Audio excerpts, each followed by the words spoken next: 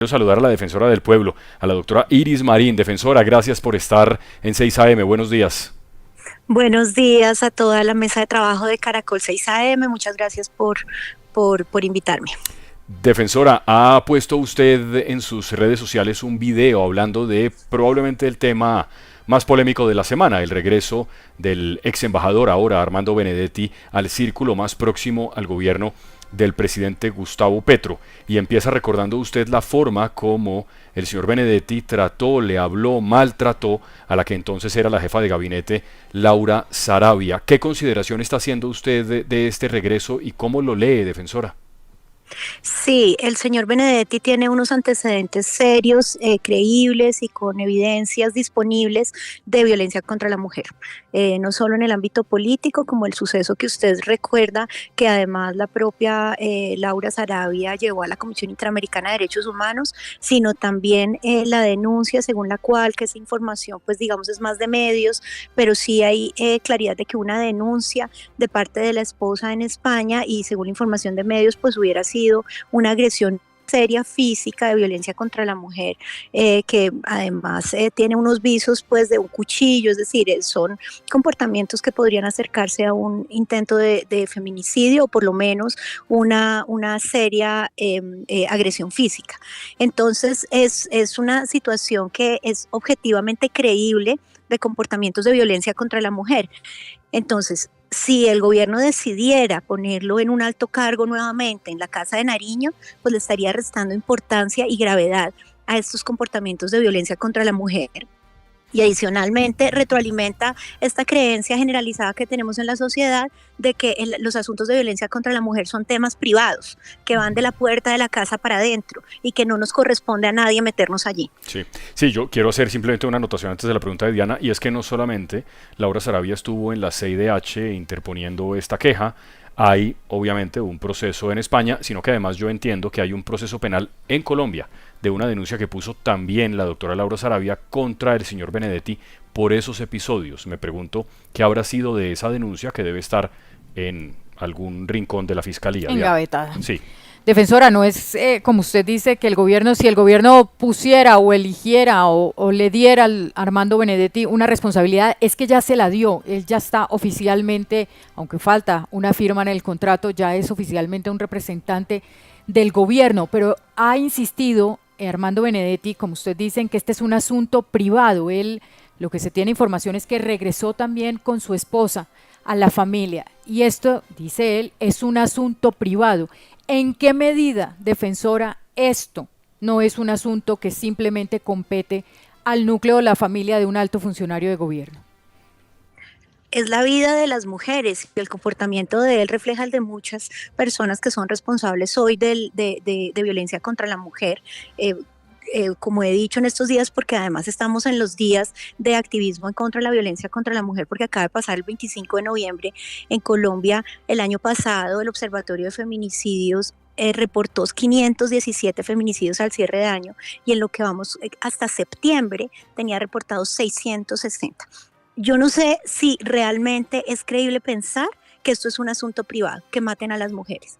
Es decir, que cuando matan en el conflicto armado, cuando hay muertes por violencia ciudadana, le pedimos a nuestras autoridades que respondan y que protejan a la población. Pero cuando las mujeres las violentan o las matan, entonces decimos eso es un asunto de ella, las dejamos solas, les pedimos que retiren las denuncias, que si ya volvió, que si no volvió, no. Esto no tiene nada que ver la decisión personal que su pareja haya tomado. Aquí hay una amenaza contra la vida y la integridad personal de una ciudadana colombiana, de una persona, de un ser humano, y como decía yo en el video, la violencia machista mata. Entonces, esto no es un asunto privado, es uno de las crisis más graves de derechos humanos de Colombia, y se requiere una intervención del Estado contundente, no solo desde el punto de vista de la fiscalía que ustedes mencionan, sino también el mensaje que manda la máxima autoridad del gobierno, el presidente de la República y del Estado, respecto de la tolerancia, o si piensa que eso es algo que van a arreglar ellos de puertas para adentro en su casa. No, digamos que tenemos que esperar a que haya un nuevo feminicidio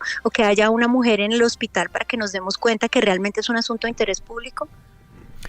Defensora, gracias por atender a 6 AM, que tenga un buen día y me parece que el pronunciamiento, como los últimos que ha hecho en sus redes sociales y en distintos medios, es apropiado, contundente y además en el momento preciso. Gracias, defensora, buen día. Muchas gracias, ojalá sirva de algo.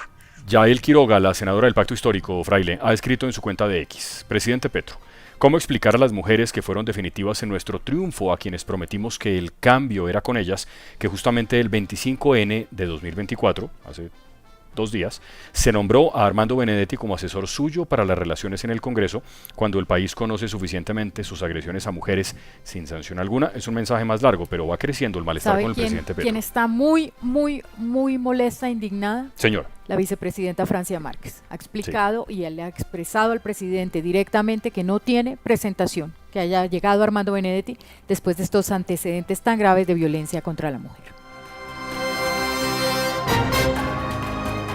Una audiencia en la que se han revelado detalles de uno de los últimos casos que se han tenido en los medios de comunicación durante todos estos días. El caso del hijo del general, del inspector de la policía de 21 años, con todos estos detalles que se han ido conociendo, y en una audiencia se han revelado algunos acercamientos del hijo del inspector de la policía con esa menor de 15 años la noche previa a su asesinato. ¿Qué se conoce, Daniela Ramírez?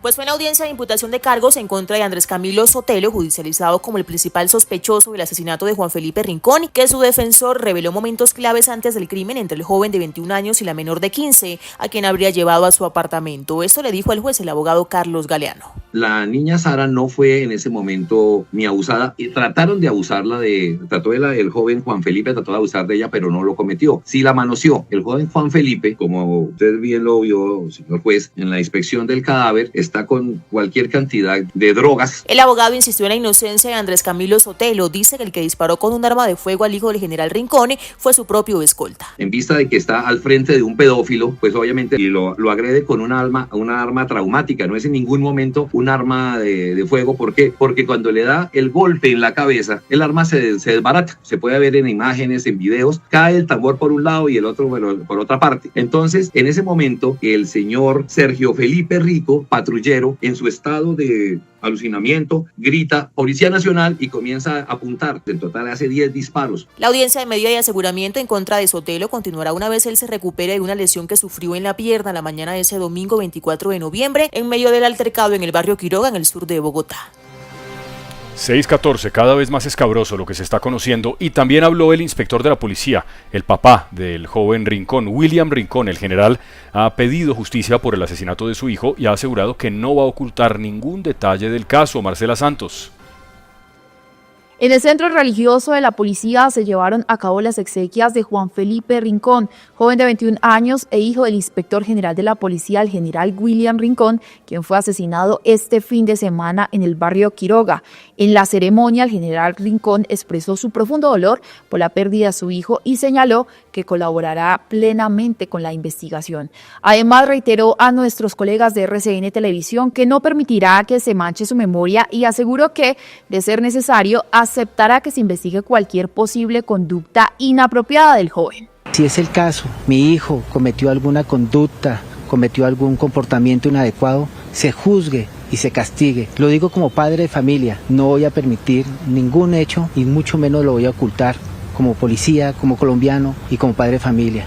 El general también manifestó que no siente rencor hacia el responsable, pero insistió en la necesidad de justicia. Mientras tanto, Andrés Camilo Sotelo Torres, señalado como el presunto autor del crimen, se encuentra bajo custodia en el hospital El Tunal tras recibir un disparo en una pierna. Las investigaciones preliminares apuntan a que el asesinato podría estar relacionado con presuntos contactos de la víctima con menores de edad, un tema que el general abordó sin dar detalles, reafirmando su compromiso con el esclarecimiento de los hechos.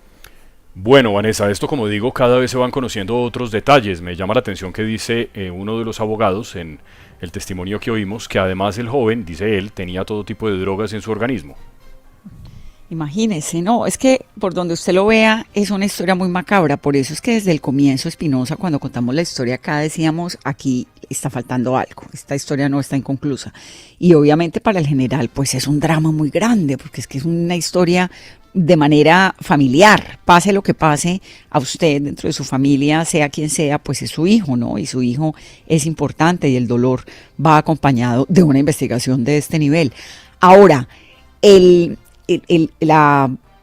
se llama? El casquillo de la bala no aparece. Y ese es un interrogante muy grande, porque como ese casquillo no aparece, no tienen cómo confirmar si la muerte del joven fue por cuenta de la pistola, el arma de fuego que tenía la escolta, o si fue por un arma de gas, que es la otra culpa que le están poniendo al tío, que continúa todavía hospitalizado bajo orden de arresto. Además, esa, digamos, es una disyuntiva muy grande. La bala que lo mata, según el último informe del CTI, entra por delante y sale por detrás. Y esa bala del muchacho, mientras el muchacho está corriendo, entonces el muchacho tiene una herida en la espalda y tiene una herida adelante también, mientras él está corriendo. Y si el arma pues no aparece, el interrogante es muy grande, porque la única arma de fuego que había en ese momento es la que tenía el escolta. Pero uno también se pregunta, ¿dónde está el entrenamiento del escolta? ¿Cuál es el tipo de entrenamiento del escolta para que comience a disparar al aire? Ahí los vecinos dicen que comenzó a disparar al aire y que como consecuencia de ese momento, de la disparada al aire, de los vecinos queriendo hablar con el muchacho, de quererlo linchar, bueno, todo eso que ocurrió es que termina muerto. Pero sí, el episodio es horrible. Y yo quisiera, digamos, como mamá, rescatar acá algo muy interesante, que es lo que realmente está ocurriendo en estos episodios, y es la cantidad de retos que los padres de familia tenemos, Espinosa, con los hijos y la conexión digital.